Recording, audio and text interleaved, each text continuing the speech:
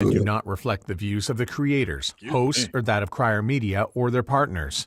The show may cover sensitive topics and information and discuss triggering issues. Listener discretion is advised.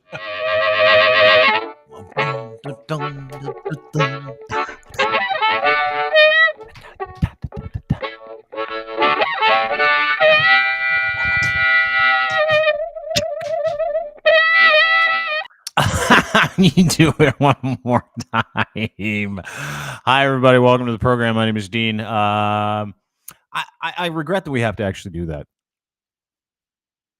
Why? I think it's funny. Well, I think it's funny too. Don't get me wrong, because it's a statement about the world of content entertainment. If some of the things we discuss trigger you, that's where we're at. I love it. Because everybody's like, I might get triggered. Maybe I'll watch it. It's like legally speaking, though, it's a safety measure. Yeah, 100%. But you can be upset about it, and I understand that. But for everybody who has an issue with everything, because it's just the time we live in, issue. You get triggered by two guys talking about whatever. Who cares? Penis size. You get triggered by two guys talking about stoicism. We talked to Moskrop yesterday, but you get triggered by talking about Costco hot dogs being $1.50 and that being a cult in itself. You get triggered by that, then don't listen to this show, because that's Dean. There are many examples outside of those very few content examples that you brought up where I have felt like maybe we should have played the right. There are times where things happen on this podcast, and I love you, but I have had moments where I was like, I would like to be legally protected, and maybe I should look into insurance, liability insurance. Yeah, when Canada Proud sued us, it was the first thing the lawyer asked you, because you get insurance. I'm like, yep. He's like, really? Does that cover me? Yeah, unfortunately. Okay, yeah, it does, unfortunately. But we're probably going to have to strike out and get some extra insurance. Anyway, nice to see you. How are you? How's your life? I'm good. How you doing? I'm good. Right. We didn't talk a lot about the eclipse this week, which was like first time in 400 we had a full eclipse all the way through southern dipping our toes into it. Yeah, we talked about it, but we haven't talked about how cool it was. Like I didn't watch any. Thought it was. You didn't see it. You didn't go outside when it was going on. You didn't. No desire. It didn't happen here. I know it didn't happen there, but like you didn't have a desire to like comb through pictures. Have you not looked through pictures, videos of the eclipse? Have you not? None of that stuff. Oh no, dude, I saw a little bit on social. I saw a little bit on social media. I posted a video, but I wasn't looking at it. Like it was just. You weren't looking at it, but you were looking at the video. That I was just trying to be. I was just trying to be creative. Yeah. Right. And I was using some of my flexibility that I've gained over the years from yoga. Yes. And I shot my own video of it, but that oddly it ended up on Mexican TV. Hard to believe. And it made its way around the world too. It was one of those like videos that you put out, and then like someone from a news station who doesn't have like certain footage from something kind of goes, hey, this might be it, but they don't watch the footage all the way to the end. So they must have been shocked when Mexico was inundated with complaints from your footage of the eclipse. Yeah. Do you want to show it? Yeah, we'll run it. I mean, I don't have an interpreter, but there you go. This is a clip of a Mexican television station showing a video of the eclipse as it is happening. They're just showing different images from social media. Yeah.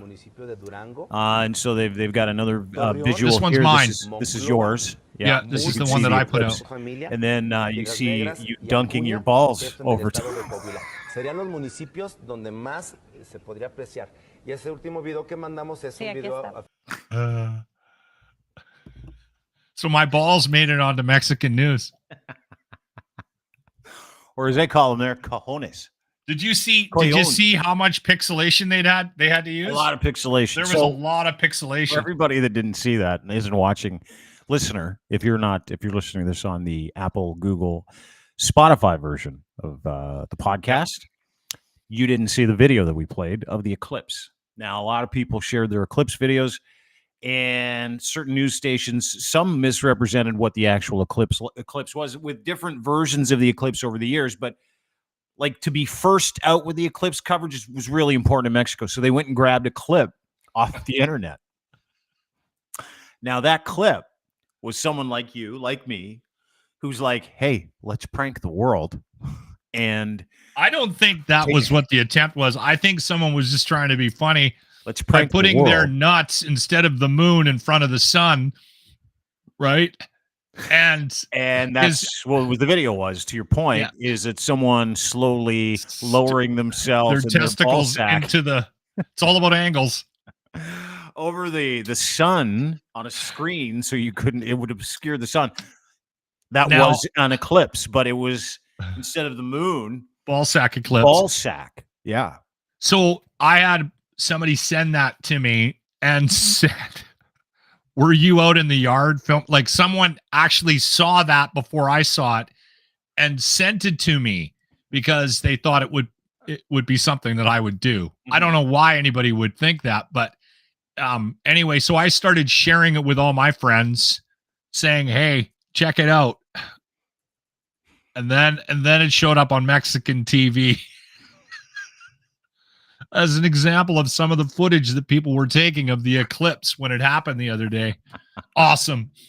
You got to love the world we live in. Yeah, and it's funny because only in Mexico. It was this incredible event, right? Like, it was this unbelievable. I went and watched it. I was out front of my house and I walked outside and it was downtown Toronto. Downtown Toronto is a pretty big place. And the eclipse kind of went right over Toronto, Southern Ontario. It was really fucking cool. I had a buddy of mine, Hank, went out to Sherbrooke, Quebec, went there, flew there just for the eclipse. And the video is incredible. It's posted on my Twitter feed at It's Dean Blundell. But a friend of mine went down to Austin. Yeah. Apparently that was a really good spot. And they got married. Oh, did they? Planned their wedding eclipse around the eclipse. Well, there are a lot of people that say the eclipse has like superpowers. They call that the blood moon. Remember that? Everybody's like, the most powerful time of the year is when there's a blood moon. This blood moon only happens one every 400 years. And so, to astrologers, it was a big deal. Like, there were conspiracy theorists. We'll get to some of them in just a minute. Astronomers were talking about how this is like. You believe any of that? I don't know, dude. I don't believe that the stars are going to dictate how my day's going to go, like Aquarius, Libra, astrology, that kind of shit. I don't believe in any of that. I mean, it's pretty fucking weird that, on a day like that here, how eerie it was, how quiet it was in Toronto. Yeah. Like, in your downtown Toronto, 3:00 in the afternoon, I see it start to get dark. I look south and it is pitch black at 3:00 in the afternoon. North of me on Dovercourt, north of me was like super bright. And if you go and look at the video that I posted online, it is wild because your body and your mind and your brain, you're used to going, 3:00 in the afternoon, it's light, but it got dark super fast. Like, those big storms that roll over Alberta, turn the sky green and black. I love those. Times that by 10, it was pitch black. Yeah. And on top of being pitch black, it was overcast. Like, you couldn't actually see the eclipse from where I was because it was cloudy and it was raining, right? But it was like you could hear a pin drop in the city of Toronto. Toronto's one of the biggest cities in the world, one of the busiest cities in the world. It's a mega city. Everybody stopped. And I was driving just before the eclipse, and you could see people like lined up at the side of the roads, lined up outside of work. Everybody's got the glasses on. It was overcast. You couldn't see shit. Made me laugh my ass off. But the darkness and the serenity, and I don't know what that means in terms of astrology because I haven't looked into it. It was the weirdest experience, top 5 weird experience I've had in my life. Just actually being in the area where the total eclipse was.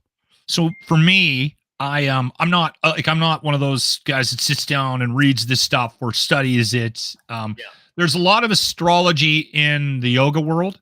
Mm-hmm. Like there's a science, there's a wing of it, an arm of yoga where you can study the astrology. And the thing that's eerie for me is I've seen the odd thing. Yeah. And it's bizarre when you start to actually look at what's happening in the world, not just personally, but in the world. And the implications from the people that study this. Like, okay, we're going to be in the time of Saturn, and that means this, and then the pandemic hits. Yeah. Right. Like we're in the time of retrograde, and this is a time of change. And Venus is going into Uranus, I don't- and you get a heads up, look out, because that Dean, means that all the Dean, white Dean, people Dean, in the Dean. world are going to get scabs on their we're face. we're on the same page. Gotcha. Where I find it strange, like I've said this out loud. If you go on a date, like let's say you meet a nice young lady online, and you head to the bar to have a couple of drinks. Okay. Yeah. And within a couple of minutes, she starts talking about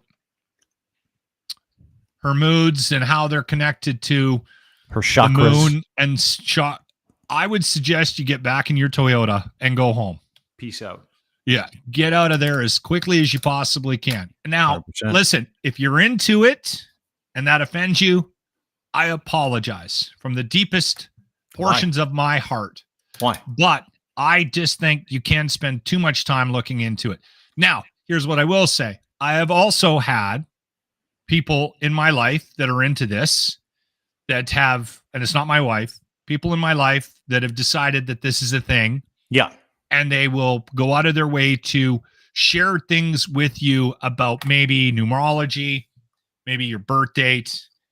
And whenever Which crystal anybody- works best for your genitals? To wave over your Okay. genitals, that kind of stuff. I grew up with hippies. Yeah, I so know. I've seen this kind of stuff before in my life.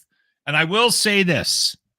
I've been shocked at how much somebody can say about me and who I am and the type of person that I am based on when I was born and what my sign might be and my connection to the next sign.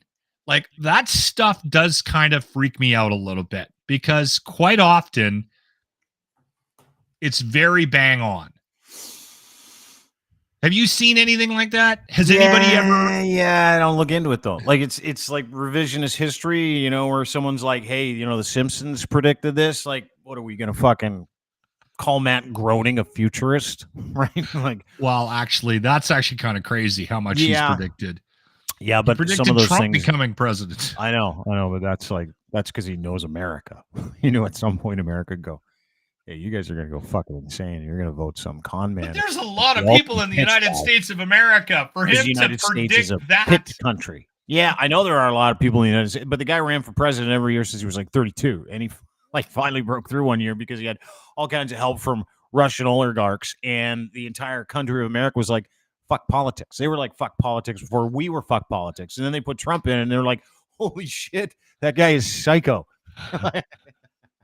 Right? And so, I don't know, like the stars, God, everybody had a piece of the eclipse is my point. Like, Yeah. and some of the shit that came out of it, like Marjorie Taylor Greene, that psycho, a Republican congresswoman who said on Twitter She's crazy.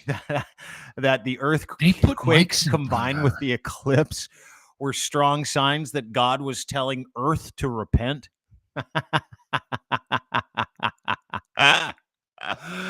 Oh God. And then Alex Jones, he was like, this whole thing is the globalists believe they can plan events, but the globalists are going to find out that the numbers that coincide with the actual eclipse and the times that they're over certain cities mean 666. That was another thing. Mark of the Beast. Loved that one. But my favorite one was like the one where they said they were going to shoot this made me laugh. They were going to shoot like magic pedophile rockets at the sun and like with pedophiles in them to make a sacrifice. What? Make a sacrifice, and they're sacrificing pedophiles on a rocket they shot into the sun yesterday. I didn't and realize then there was that it another went pedophile that- rocket that went to the moon. Oh yeah, dude. There was all kinds of shit. Everybody was all over it. Everybody was like, "This is what it means."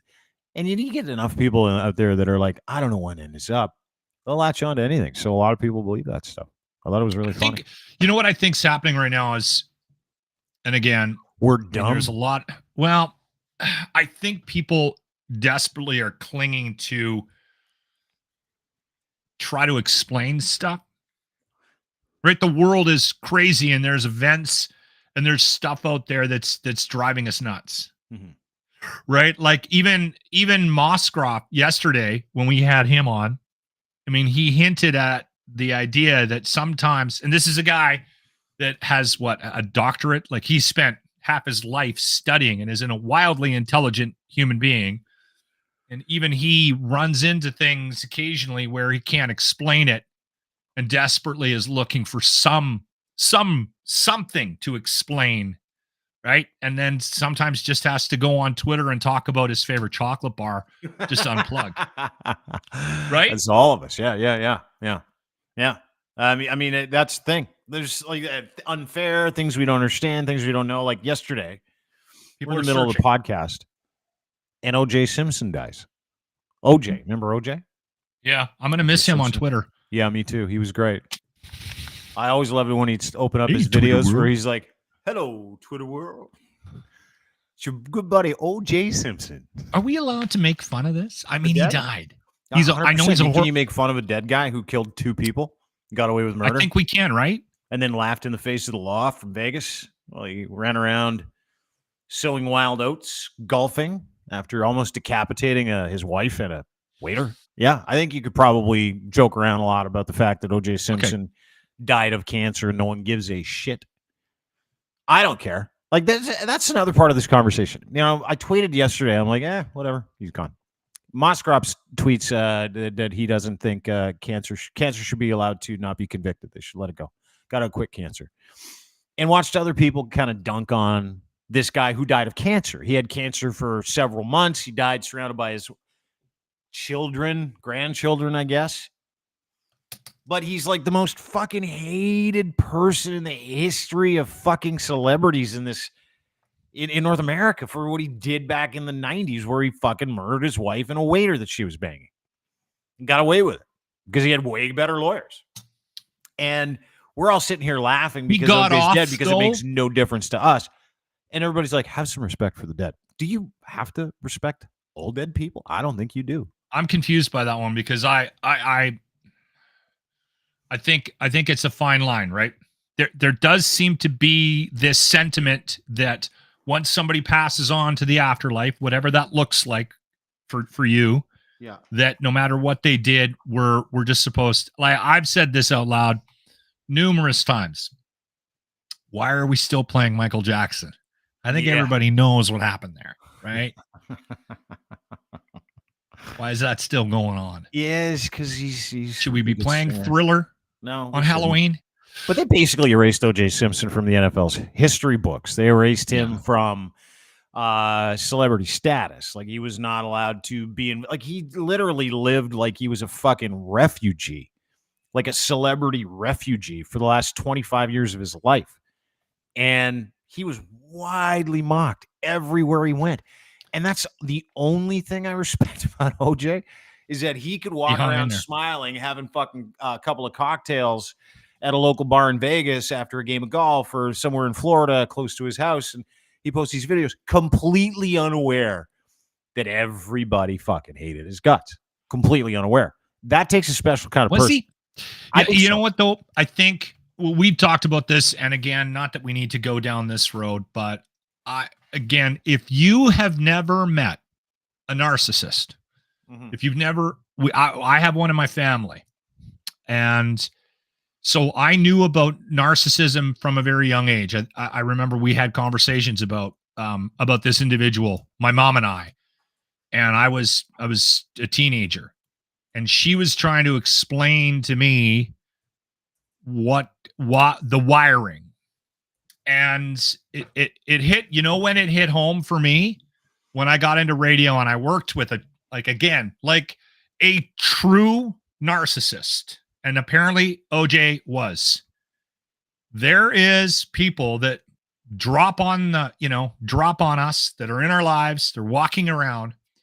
They don't care about anybody but themselves. Mm-hmm.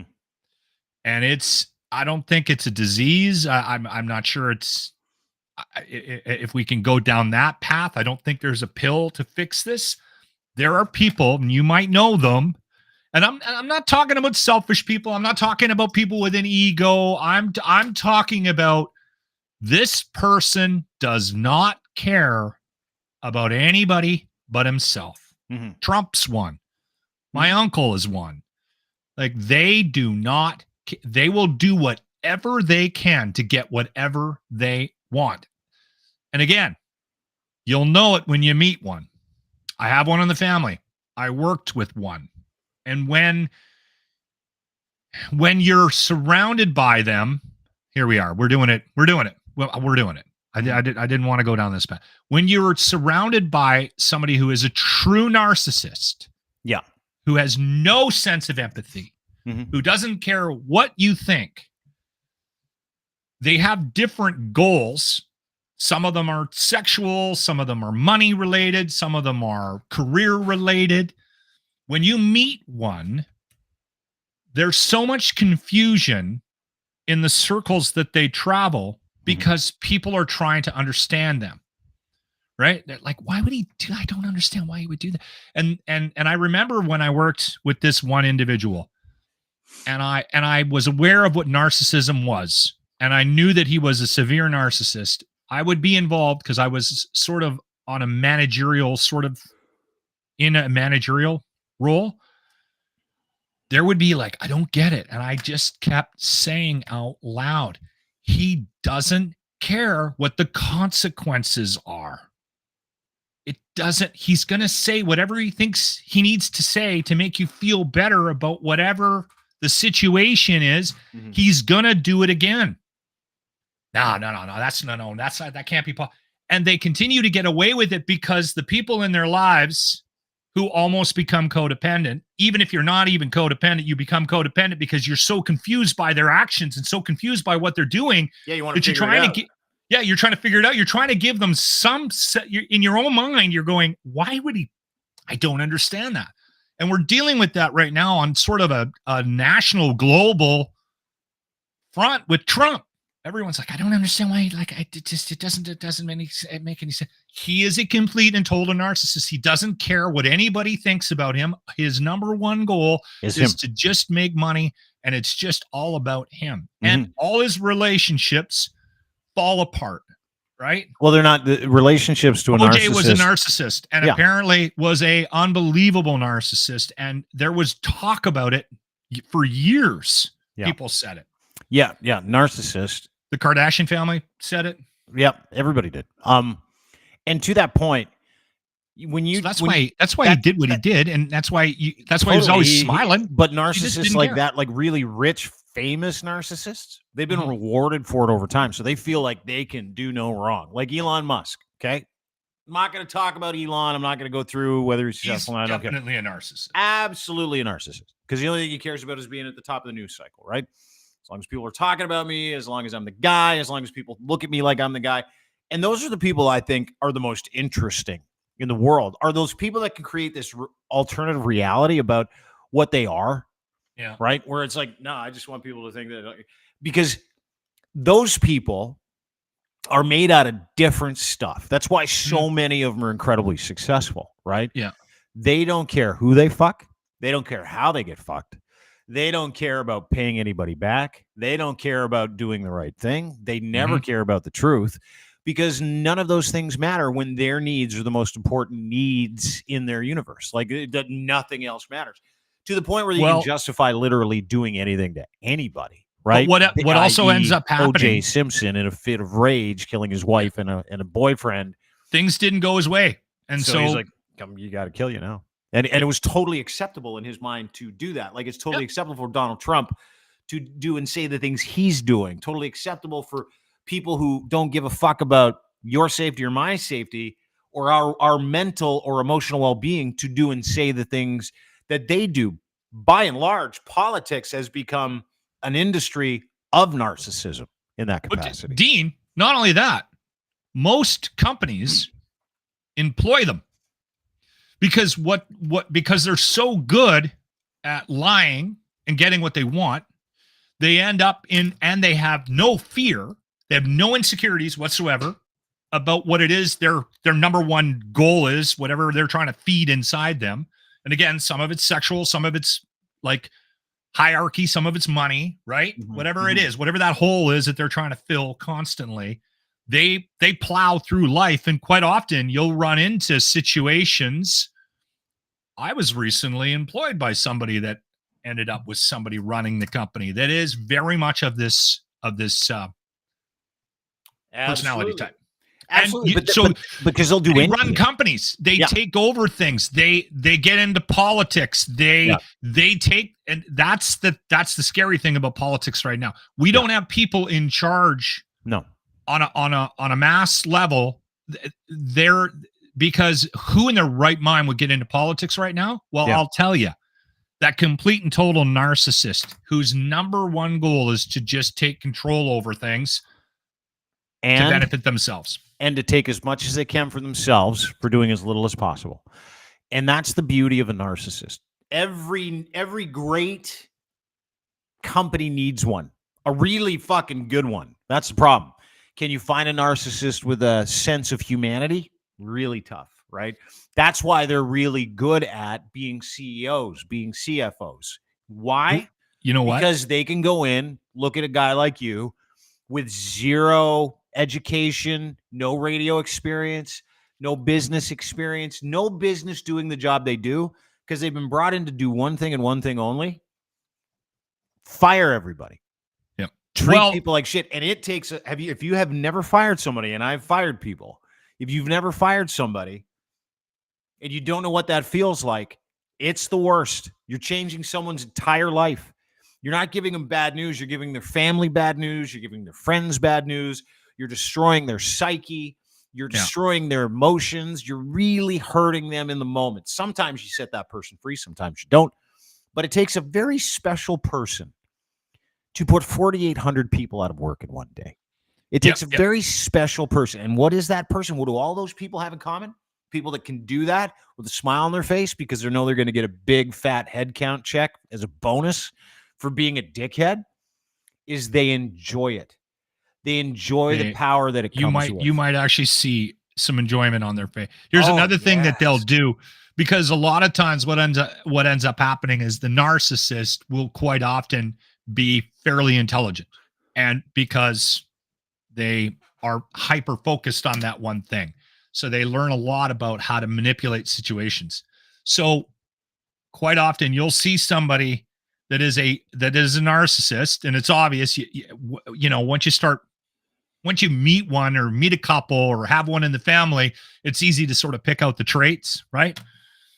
But they're very good at finding people that they can take advantage of. And a lot of times what will end up happening is the really good narcissists will find people to tag along with them that represent that empathy, that represent that better side of humanity. So it makes it even more difficult to pinpoint why things are happening the way they're happening in a company, in politics, in a family, because they have convinced a handful of people that have these good attributes, which they need to come along with them, and they've talked those people into their strategy.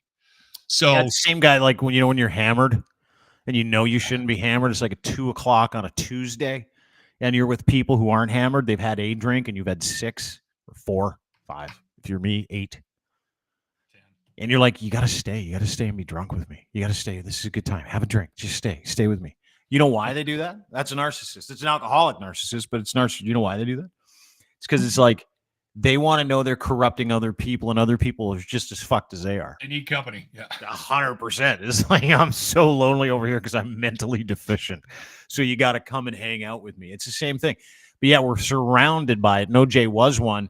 Maybe one of the great... A lot of people in sports that are able to hyper focus on one thing are very narcissistic in nature. They have that one goal. That's it. Yeah. That's they're and they can just concentrate on it, and they can start at the age of, and it shows up really early. Oh yeah. You know, like, it's that was it a surprise to anybody that Tiger turned out to be a narcissist? Was it a surprise to anybody? No. Was he was hitting 1,000 golf balls a day by the time he was 5, right? This is the only purpose, is for you to be successful. So he's like, I guess I am. Speaking of which, the Masters this weekend. You gonna watch any of it? Tiger says every part of his body hurt. 48 years old. He's a super long shot, even though he's qualified. He's gonna be partaking in the Masters. worth it. Like, I mean, I'm gonna watch it this weekend. I haven't watched golf since Tiger was a stud, but I love the Masters. I do too, because it's like that weekend. Most vasectomies in the world happen on Masters weekend because guys like to sit up on the couch with a bag of peas on their nuts. I did Yeah, that. so Did you get 100% had a vasectomy in April like 10 years ago. I was like, I'll take one of those, please. This weekend. There So was like 5 of us in the waiting room too, yeah. and I'm looking around going, looks like all these guys play golf. Yeah, but I'm excited for it. And I'll tell you why I'm excited for it is because it's not just about this tradition. I'm a golf fan, love golf.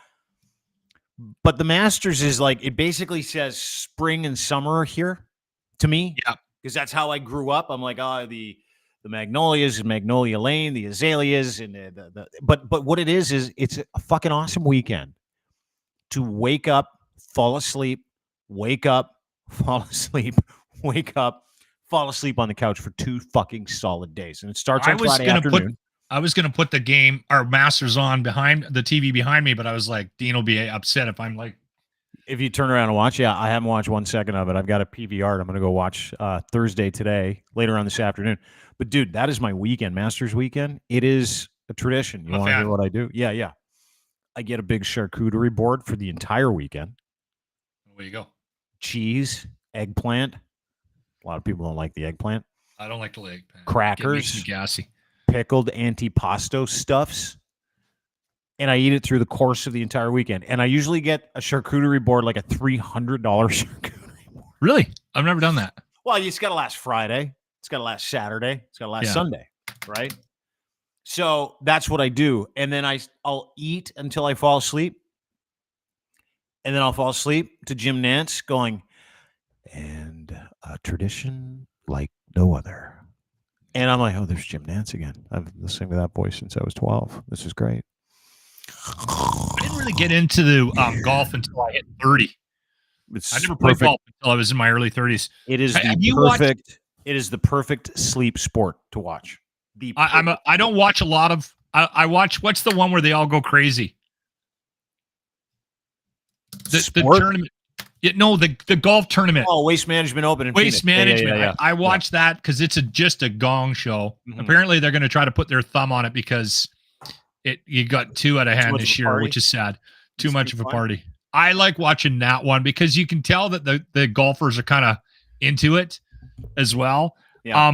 I watch the Masters and I watch the Ryder Cup. I really like the Ryder Cup. Yeah. Have you watched Full Swing?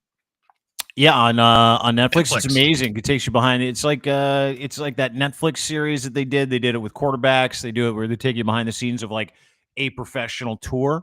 There's a second season out that just dropped. Yeah. So the first season was, they're a year behind, right?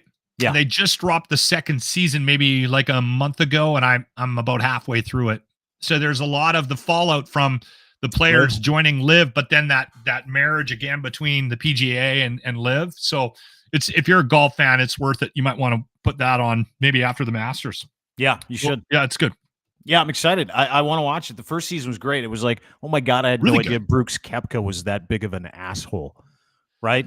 And it does shed a light on some of the personalities. And you get like this entitlement factor around golfers you don't get in any other sport, like that, never get your hands dirty, sort of like you grew up a rich kid, only rich kids play the sport. It comes out in like every single word every one of those PGA Tour players say, where it's like, oh, this guy has no idea what it's like to do a fucking honest day's labor. All he's ever done is fucking work at golf. All he's ever done is I am a fan of Rory, though, more so now after Full Swing. He was pretty realistic, practicing stoic, by the way, just to let you know. Is he? Okay. Yeah. I did not know that. Yes, he is. Yeah. Ego is the Enemy is his favorite book, practicing stoic as well. But to your point, you get that feeling from every single one of those. You want to talk narcissism in sports? Golfers might be the most narcissistic, like a guy like Phil Mickelson. Phil, apparently, that was one of the things that I had a hard time wrapping my head around. That he was that how much of a cock. How much of a dick Phil was, and that has been supported by numerous people inside and outside the game. And I'm like, wow, that's too bad. I always sort of cheered for Lefty a bit. One of my very good friends is a former Canadian PGA Tour pro. His name is Ian Leggett, and he won the Tucson Open years ago. 2004, Salt Lake? I know, Ian. Wasn't there a conversation about getting him on the podcast? Yeah. He's down in Florida. He's a golf pro now. He's doing great. Doesn't play anymore. And listen, I've hung around with him lots. And he's not a guy that tells stories out of school. Like, he would not shit talk his fellow colleagues on the tour. But there was one dude that he said is universally fucking hated by every single golfer that shows up to golf every single weekend, no matter if he's in the tournament or not. And it's Phil Mickelson. And he goes, dude, you know how much of a dick this guy is? And I'm like, yeah, I do. Of course I do. Of course I do. I love these stories. He said he's following Weirzy. Can't remember the name of the tournament. Following Weirzy. Weirzy's in the lead. He's paired with Phil. Phil is slowly fading, right? Even though he's paired with Phil in one of the second last or last groups. And Phil has no skin in the game. He's like, not going to win. He might come in top 10. Doesn't matter. He's bailing on the back nine. He sucks. And so Mike's got a real chance to win this tournament, Weirzy. Like, a real chance. Gets up on 18 to hit his golf ball down the middle of the fairway in the middle of Mike Weir's backswing. Phil, who's out of it, opens up a bag of chips. Apparently he did a lot of stuff like that.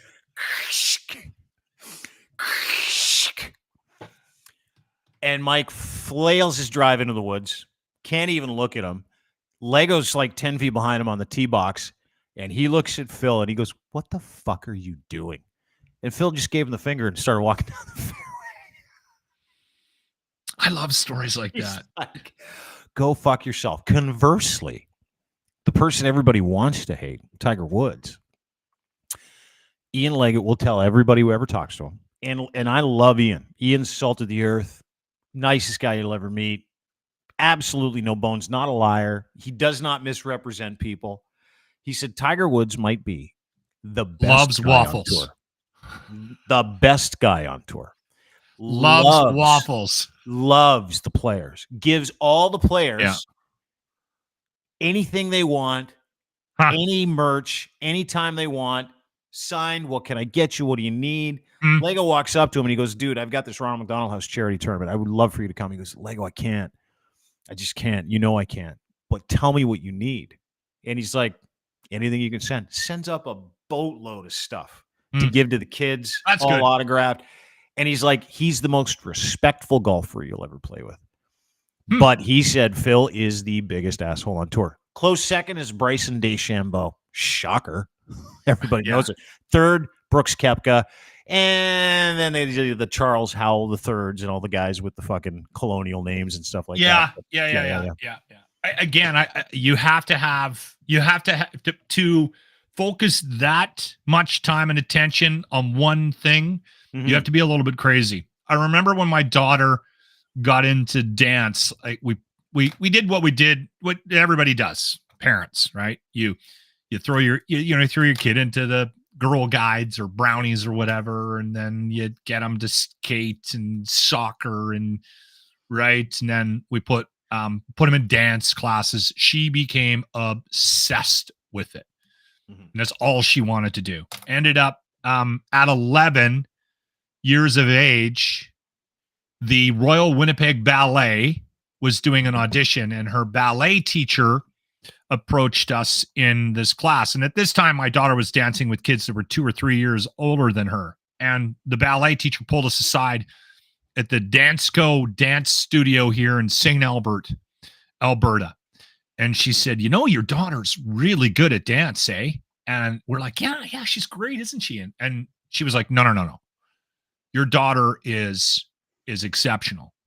And so I want her to try out for the Royal Winnipeg Ballet. They're in town this weekend. So we said, okay, no problem. They accepted her right away. Not only that, they gave her this Alberta scholarship. So out of all the kids they saw, they gave her the top prize, kind of like the platinum ticket. Did she turn into a narcissist douchebag like Phil Mickelson? Is that where you're going with this? I'm getting there. Okay. So anyway, we didn't send her that year. It's a long story. We sent her the next year. She was 13 years of age, spent 9 years at the Royal Winnipeg Ballet. And it is a very difficult sport. It eats its young.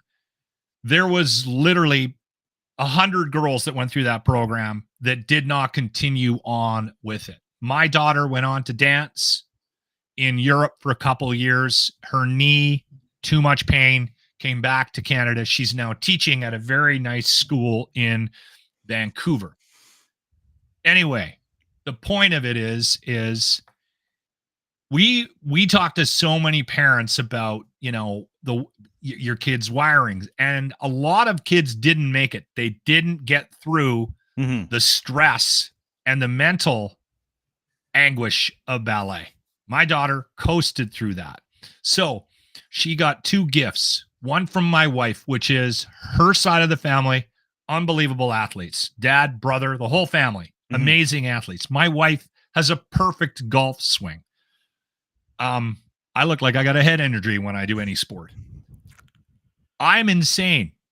She got that gene from me, and we gave her the gift of ballet. Yeah. She got crazy from dad and was able to focus and go through, no problems, when all the other girls are eating disorders. Riley was just no problem, got through it. And she had athletic ability. You have to be nuts to do a lot of these sports. You have to be crazy. Yeah, but you got to be focused. And a lot of those people that put their listen, ballet is not a hockey's cheap no thing different. To put your kids in. Hockey's not a cheap. It was thing $25,000 a year. Yeah, golf, what it costs. Not a cheap thing to put your kids in. Soccer, totally cheap to put your kids in. Doesn't cost a dime. So you look at soccer players, by and large, right? Specifically soccer players. The least most entitled, the least amount of stress you see around any sport, got to be soccer players, right? They are. I mean, sure, baseball, and stuff like that's another one. Baseball, full that's entitlement, same thing. But you see guys that are able to play with a stick and a ball in the Dominican and Cuba, and they come up and they're most of them are really grateful, right? They've had to work hard at it. It required something. It didn't require money to get that kid to be outstanding at it. Right? Yeah. So a lot of rich parents that will put their, and do you see it in hockey all the time, specifically with Canada hockey, that to play AAA hockey in this country, let's just go through it. My son played AAA hockey for a couple of years. He's now 24, hasn't played since he was 13, 14. 25, 30 grand a year for AAA hockey for one player, right? And then you've got skates on top of that, like going to skates that you have to pay for. And then you got dry land training, and then you've got goalie training, and then you've got strength training, and then you've got power skating. And there are some parents that are so wealthy that only want this thing for their kid. They put their kid in this thing, and very few of those kids actually want to do that thing, right? Very few. And some that want to do that thing that come from backgrounds where they don't have money know how important it is to do that thing, and they'll be able to soldier through it, right? Or you come from good parents like you'll be able to soldier through it. You guys didn't have to really pay for that, right? Because she was very gifted at it. She could do it. But there are a lot of parents out there that have all kinds of money to be able to force their children into these things. And these kids grow up with this idea well, what? Of course I can just go to of course I'm going to get all that equipment. Of course that I'm really good at this. They don't know anything else. And so anytime they fail, right?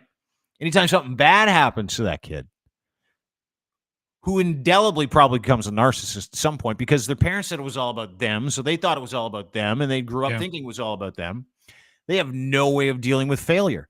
There's a downside to this, too. People that don't go through a program like that, it's because they failed once or twice, and it was way too hard. It was so unfamiliar because they were told, like Phil, like every other rich kid, that they were special. They could do no wrong. It's the worst thing you could tell a kid. You're special. No, you're not. You're not exempt from the business of life, dude. Failure's a great teacher. Go and do it. Failure and the unwillingness to learn from it because your family's super rich and they don't like consequences either, that creates narcissists big time.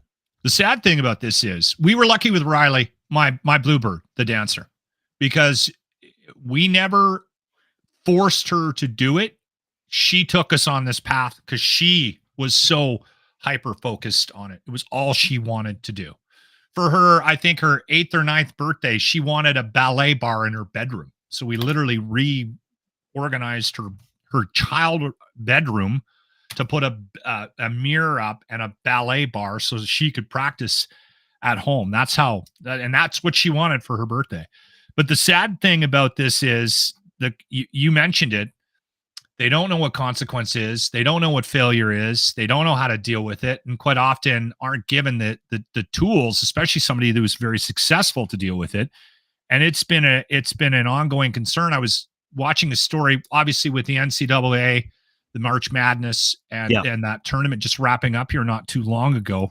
Lots of focus on that on the sports channels. But there was one story about the number one cause of death with student athletes in the United States. And it's not number one yet, but it's just about, is suicide. I think I think suicide is number 2 to heart attacks, of all things. But guns? Anyway. You sure it's not gunplay? No. Gun violence? It's got to be up there. Anyway, maybe I'm wrong. Maybe it is gun, but suicide is the second highest cause of death for student athletes in the United States at the NCAA level. Interesting. If you get a chance, I don't know when it's going to be. I'll check with Adam Scorgi, but we had him on about a month ago. We were chatting about the new doc that he did about Phil Heath called Breaking Olympia. And Phil Heath is a bodybuilder. Yeah. World famous. Yeah. 7 titles in a row, and then went for 8th. And that's what the story's around. During COVID, went for 8th after an injury too. It's a really cool doc. And Scorgi and his team, they co-produced it with Rock's production team. $7. Dwayne Johnson? Oh, really? Yeah. I didn't know. Yeah. So that was big news for Scorgi. He had a massive partner with that. And I think they're working on another project with the Rocks, with Dwayne Johnson's production company as well. But anyway, in that story, I didn't know about this. I knew Phil Heath's name from bodybuilding. I did not know that he was he won the national title as a basketball player when he was a kid.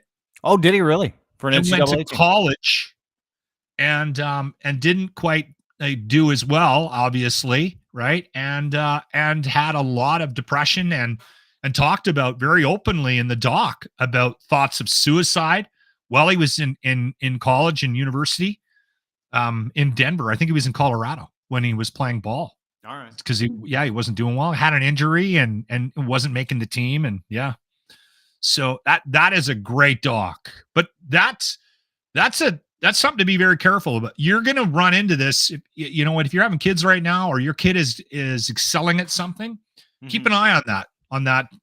There's got to be a little bit of balance. It's tough. Like, we had a ton of conversations when Riley was growing up, right? Because when she couldn't dance, we were dealing with the anxiety and the depression, right? Around that. Like, she got injured when she blew her knee out and had to go for surgery when she was, I think, 15.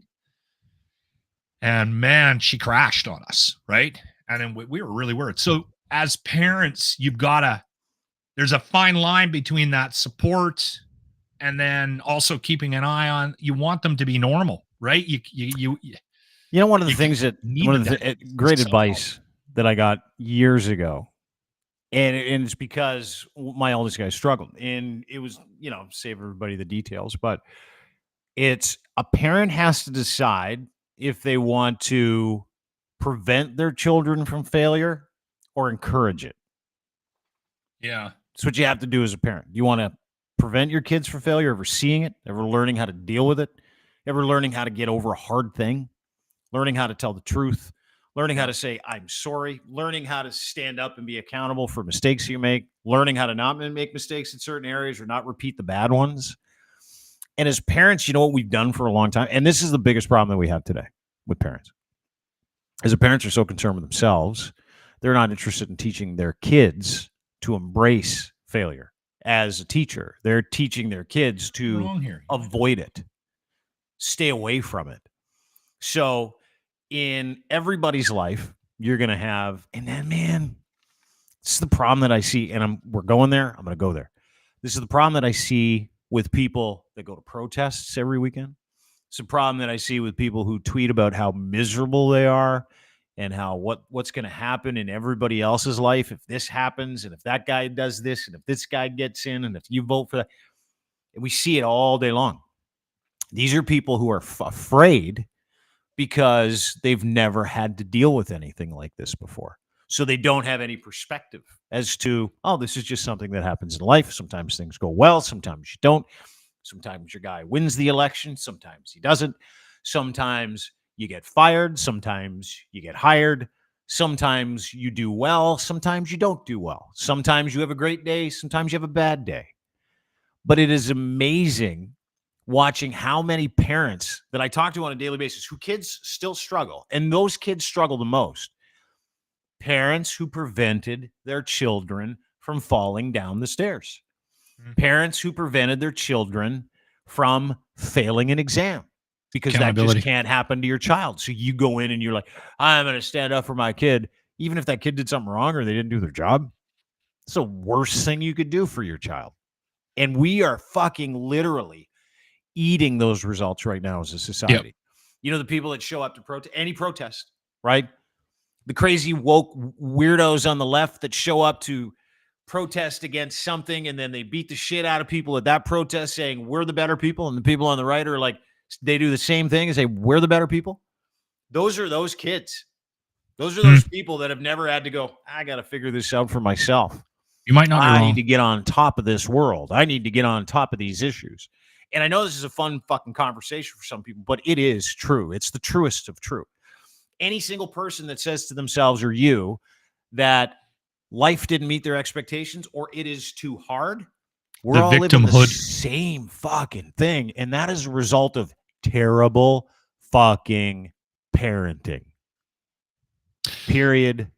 Stop. You might not be wrong. I'm trying to think of examples from being a parent, from being a father,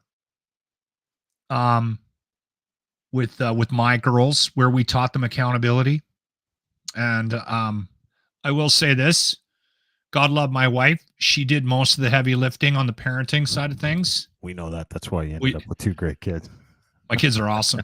I remember my daughter, at one point, she was going on a field trip, and the teacher, I don't know, they were going swimming, or it doesn't matter what it was. The teacher was trying to get permission slips from the parents. And so she calls out my daughter in the middle of the class and says, all right, I don't have permission slips from so-and-so, so-and-so, and so-and-so. And Natasha, my oldest monkey bird, she didn't have a permission slip. So she took it and signed it. And while she was walking out, put it down on the table and said, my parents are not going to sign this. They've told me countless times that I am responsible for myself and what I do.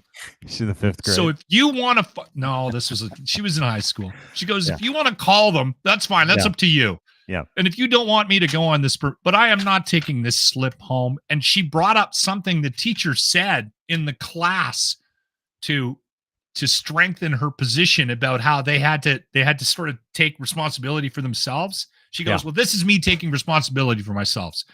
And I think she said, and we're going to, I'll swear, we're going to the fucking pool. Which actually I think my daughter may have said. Probably. She's your daughter. It's not like we're going to New York. Yeah. Right? For a week. Swim down the street. It's no big deal. I can go. We're going to the pool. This is ridiculous. I have to get my dad to sign this pink slip. Dude, you got to sign like more than one waiver now to go to the pool. You got to sign a thing that says you're kicking going, and you got to sign a thing that says if anything happens to my kid, like if he drowns, it's not your fault. That's the other thing you got to sign. And I understand where the teachers are coming from, but I don't know what it was that we did specifically to instill that accountability in my daughters. Who but cares? both of them have it. And again, it probably was more so my wife than me. But interestingly enough, both of them are very strong-minded. They have capable, independent, not afraid of life. They're not perfect. They make mistakes. Yeah. And I remember when they screwed up, we would like, all right, well, you're dealing with this. Yeah. Right. Like 100%, dude. And that's the fucking other part, right? Yeah. For so many parents, they punish their children as opposed to turn the consequences on their children and say, this is something you got to fix. I can't do it. And they're like, can I get some help? And you're like, Sorry, you can't. Kids To are that not dumb point- either. Like, To that point, I got a phone call this year from my son, who's 18, he's graduating, his vice principal. She's like, Mr. Blundell, I just wanted to introduce myself. I'm so and so. I'm like, hey, how you doing? Nice to see you. It's a bunch of nice stuff about Jake. He's getting some awards. Really nice stuff That's about cool. Jake. It's like, but I've never met you. I've met your ex-wife several times, but I've never met you. Have you come to parent-teacher interviews? I go, nope. Have you come to curriculum night? Have I met you there? No. I said, I got to be honest with you. And keep in mind, my son's gone to the same high school for the last 4 years. I said, I've never set foot in your school. She's like, I find that hard to believe. I said, no, that's not my place. That's his place. He's in charge of himself. He's in charge of his behaviors and all the consequences that come with it. And so I do not insert myself into my son's stuff. So if he's got something that he's got to deal with you or anybody else at school, he'll come home and we will talk about it. And then he goes back into school armed with a bunch of great information and the idea that in his response to whatever it is he's responding to, that will curate his karma, his future, and what happens. So that's how we deal with things here. And she's like, I've never heard that before. 1,500 people at that school, 1,500 kids. She goes, I've never heard a parent talk like that. I go, how long have you been a teacher? She's like, 30 years. I go, really? You've never heard someone go, not my place, that's my kid's place. I'll deal with him as a human being. And when he goes to school, that's his practice. That's where he practices for the rest of his life, is in school, how to be, how to do, and how to take charge and how to be in control. And she's like, oh my God. Why was she calling? I want to know why. Well, because he's getting a bunch of awards. And Oh, she's okay. like, I just wanted to introduce myself to you. You've never been to the school, or I've never seen you here. Bunch of nice stuff about my son, Jake. He's a whip. And you know why he's a whip? Because I let him fail. And I let him figure it out. And I empowered him to do it. And I never punished him or prevented him from his own consequences. Not once. I went to one parent-teacher meeting, and I got into a fight with the teacher over being a Habs fan, and because they were in French immersion, and I said, "You will not brainwash my child into becoming a Habs fan. If my daughter comes home, starts cheering for the Montreal Canadiens, I'm pulling her out of the school." My wife was so mortified. I was trying to be funny, but there was this teacher did not see the humor in it. Yeah. And I even started pointing out, like, there was posters on the wall of like Habs players, and I'm like, no books, no curriculum, nothing. I don't want any Montreal Canadiens. And again, I was doing a bit of a bit. Yeah, like joking. a You're shtick. trying to create a little relationship. You're trying to play it off a little bit. That's the last parent-teacher meeting I ever went to. Probably. I have some advice. Yeah. By the way, I went don't to like to- all the I don't- parent-teacher meetings of my oldest kid. Always stood in the way of his consequences. He went to rehab twice by the time he was 19. Yeah. So if you would like a great example of someone who's lived those consequences and who knows a better way, call me. I'll walk you through it. The one thing I try not to do is I try not to give people advice on raising kids, because I think it's a slippery slope. Yeah. And everybody has a different sort of idea on how to do that. No, I'm right. That's No, why you might be right, and I'm not going to take that away from you. And the accountability piece is huge, and you've seen what it. you did. Worked for me. Did work. But I say this, if anybody, because people have an idea of who I am, right? Yeah. I think people will, judge me and put me in some sort of a box or whatever, and they probably think my kids are, or a gong show or whatever. But then when they meet them, anybody in my life who's ever met my kids will go, this doesn't add up. Like this over here, this Lochlin cross from the locker room, 30 years of, radio, morning radio, and then these kids, these well-balanced, sort of polite, confident young ladies, that doesn't make any sense, especially if they don't meet my wife, which she sort of brings things together. But I've always said, if anybody is curious for advice from me about parenting, I've said this: your kids have to know that you love them. That's the only rule, because you're gonna You're gonna make mistakes. You're gonna fuck up. You're gonna do things you shouldn't have done. That's the only rule I think. It's the only parenting rule I would ever give anybody. Just make sure they know that you love them. That's it. Always wear a condom. That's not a bad idea. Yeah. The other actually, that's wrong. I've given this advice too. If you've got daughters, keep them busy. It keeps penises out of them. Kids that are running around the neighborhood, at like 2:00 in the morning, keeps penises out of them. Keep them busy. Like we had our kids doing something 6-7 days a week. All right. Yeah. Thank you for that. Arden Roof System bringing you the Locker Room Retro replay of the day. This is a quick one. And again, this one speaks for itself. The Lock Retro replay. You know what? I love a little R&B. You know what I mean? Me too. Yeah. Did you ever hear the story about how Stevie Wonder met his wife? No. It was a blind date.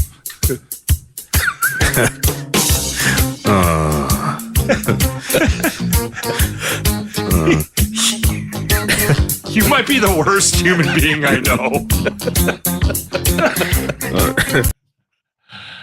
There you go. A quick one. That's brought to you by Arden Roof Systems. Sign up for the Arden Roof Systems Charity Golf Tournament. Do so by going to ardenroofsystems.com.